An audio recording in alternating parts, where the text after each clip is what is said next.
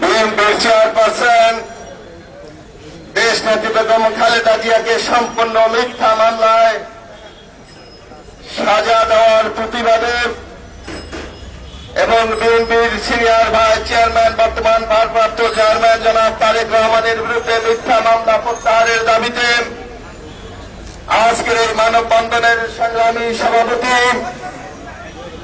নব্বইয়ের স্বৈরাচার বিরোধী আন্দোলনের তৎকালীন ডাকসুর ভিপি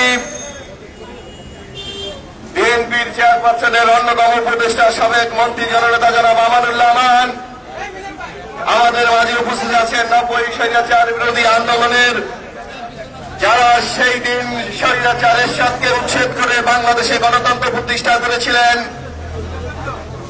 সেই বীর সিপাহী সালার জনাব খায়রুল কবির খোকন, নাজিমউদ্দিন আলম, খন্দকার লুৎফর রহমান, মুস্তাফিজুর রহমান বাবুল, শহীদউদ্দিন চৌধুরী, আসাদুজ্জামান আজাদ সহ সংগ্রামী নেতৃবৃন্দ, প্রিয় বন্ধুরা, আজকে আমরা দেখেছি এই সরকারের আমলে যখন দুর্নীতি, দুঃশাসন, বিরোধী দলকে হত্যা, নির্যাতনের মাধ্যমে বাংলাদেশে একটি ফ্যাসিস্ট রাষ্ট্রে পরিণত করেছে, তখনই আজকে ষড়যন্ত্রমূলক ভাবে আমাদের নেত্রী, যিনি বাংলাদেশের গণতন্ত্র প্রতিষ্ঠার জন্য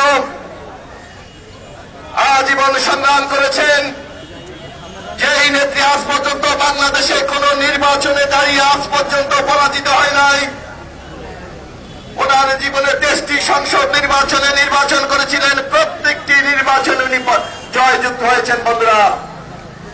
আর আমরা দেখেছি আজকে যিনি প্রধানমন্ত্রী আছেন, সেই শেখ হাসিনা এই ঢাকা শহর থেকে তৎকালীন আমাদের নেতা জনাব সাদেক হোসেন খোকা এবং মেজর মান্নানের কাছে পরাজিত হয়েছিলেন।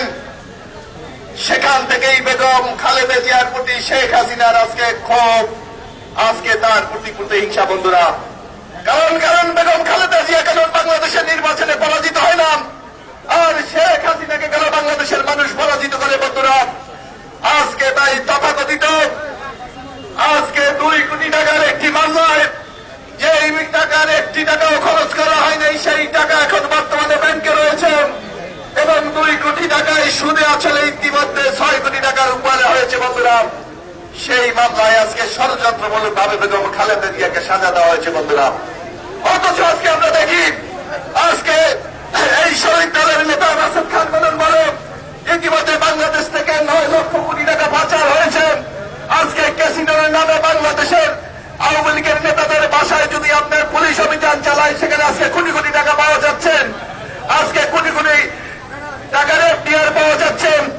এমনি একটি দুর্নীতিতে বাংলাদেশকে আছে আচ্ছন্ন করে রেখেছে বন্ধুরা এই সরকার। তাই আমরা এই মানববন্ধন থেকে অবিলম্বে বলতে চাই, এই সকল প্রতিহিংসা ভুলে গিয়ে অবিলম্বে বেগম খালেদা জিয়াকে মুক্তির ব্যবস্থা করতে হবে।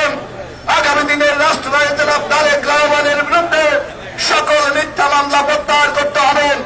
90 স্বৈরাচার এরশাদের বিরুদ্ধে আমরা যেভাবে দুর্বার আন্দোলন গড়ে তুলেন, আমানুল্লাহ আমানের নেতৃত্বে আমরা বাংলাদেশে গণতন্ত্র প্রতিষ্ঠা করেছিলাম, হয়তো সেই দিন বেশি দূর নয়, যেই দিন বাংলাদেশের জনগণ এই শেখ হাসিনার বিরুদ্ধে দুর্বার আন্দোলন গড়ে তুলে তাকে মসনদ থেকে নামিয়ে আবারও বেগম খালেদা জিয়ার নেতৃত্বে বাংলাদেশে গণতন্ত্র প্রতিষ্ঠা করবে বন্ধুরা।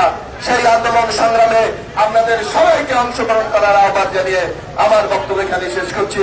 শহীদ জিয়া অমর, খালেদা জিয়া জিন্দাবাদ, তারেক রহমান জিন্দাবাদ।